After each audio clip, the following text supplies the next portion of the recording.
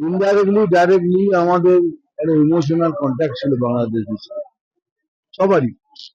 আমার মনে হয় বেশি সংখ্যক লোকের বাংলাদেশের সাথে একটা সম্পর্ক ছিল, কিন্তু বাংলাদেশ এরকম হয়ে যাবে কোনোদিন ভাবিনি।